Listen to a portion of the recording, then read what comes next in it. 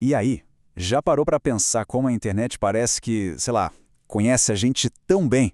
Hoje, a gente vai dar uma espiada por baixo do capô, sabe? Para entender um dos motores por trás dessa mágica toda, uma tecnologia chamada PHP. É aquela situação, né? Quando um site dá bom dia usando o nome da pessoa, ou de repente sugere exatamente aquele produto que estava na cabeça. Não, isso não é feitiçaria, é pura programação. E é justamente essa tecnologia que a gente vai desvendar agora. Ok, então vamos mergulhar de cabeça nisso. E para começar, vamos focar na ideia central. A web que nos conhece. Uma web que reage, que se adapta a quem está do outro lado da tela. Pensa só numa coisa, para essas tarefas do dia a dia, sabe? Tipo, checar o status de um voo, ver o que tem no carrinho de compras, uma página que nunca muda, que é igualzinha para todo mundo, simplesmente não serve mais, não dá conta do recado. A internet de hoje, ela exige interatividade. Beleza, mas como é que essa interatividade toda é construída? Bom, para entender isso, primeiro a gente precisa diferenciar os dois tipos fundamentais de páginas que existem na web. E a comparação aqui é perfeita. Uma página estática, ela é como se fosse um pôster digital. Imagina o cardápio de um restaurante online. Ele é o mesmo para todo mundo que entra lá.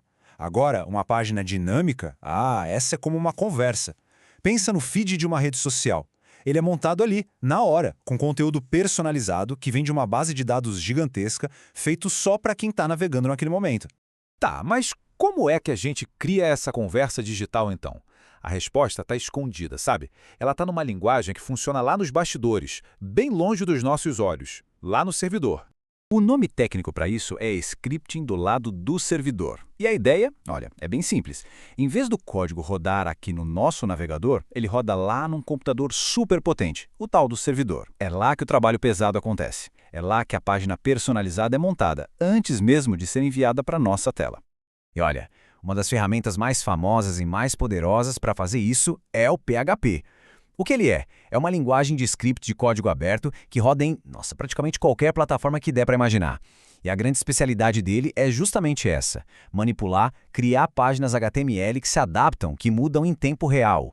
Beleza, a teoria é ótima, né? Mas como é que essa lógica toda funciona na prática, no mundo real? Vamos pegar um exemplo bem concreto para a gente ver o PHP em ação. Então, imagina só uma página de saudação bem simples. Como é que ela sabe se tem que perguntar o nome de alguém ou se já pode chegar falando olá? A resposta para isso está numa coisa chamada lógica condicional. Olha só que interessante. Quando alguém abre a página, o código PHP lá no servidor, ele faz uma pergunta para si mesmo. Tipo, e aí, já mandaram um nome para cá? Se a resposta for não, o que ele faz? Envia de volta um formulário pedindo o nome. Agora, se a resposta for sim, aí a mágica acontece de verdade. Ele cria ali, na hora, uma página HTML novinha, personalizada com uma mensagem de boas-vindas. E é isso. Esse exemplo ilustra, de forma brilhante, o ponto central de tudo. Com essa lógica super simples de se acontecer isso, faça aquilo, um único arquivo PHP consegue gerar, infinitas variações de uma mesma página. É a base, o alicerce de tudo que faz a web ser essa experiência tão rica e tão responsiva que a gente conhece hoje. Ok, legal. Saudações personalizadas são um começo incrível, sem dúvida. Mas, para a página lembrar de um nome na próxima visita, ou para lidar com um histórico de compras inteiro, aí a gente precisa de algo bem mais robusto. A gente precisa de uma memória. Então, como é que a gente faz para buscar detalhes de um voo ou para navegar em catálogos com, milhares de produtos? Ou qualquer tipo de informação que está guardada num banco de dados gigantesco?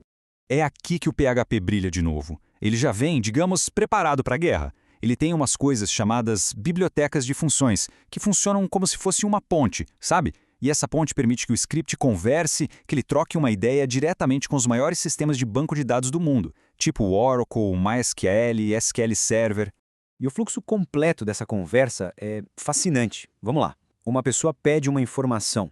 Esse pedido viaja até o servidor. Chegando lá, o script PHP se conecta no banco de dados e manda um comando, uma consulta. O banco de dados, por sua vez, vai lá, encontra os dados e devolve para o PHP. E aí, para fechar, o PHP pega essas informações e usa para montar, peça por peça, uma página HTML novinha em folha e manda de volta para o navegador. É um ciclo completo. E esse comando, essa consulta, se parece com algo mais ou menos assim.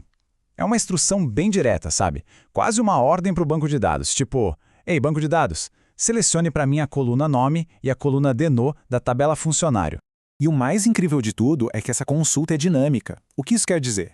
Que o comando pode ser construído na hora com base no que a pessoa pediu. Isso significa que os resultados mudam a cada nova pergunta, o que abre, assim, um universo de possibilidades para personalização, processo a dados. É exatamente isso que alimenta o nosso mundo digital hoje em dia. Então, da próxima vez que uma rede social montar um feed personalizado ou uma loja online mostrar um histórico de pedidos, vale a pena lembrar dessa conversa invisível acontecendo lá nos bastidores. E a pergunta que fica no ar é: que parte da nossa vida digital é, na verdade, movida por essa tecnologia que, até agora, era praticamente invisível para a gente?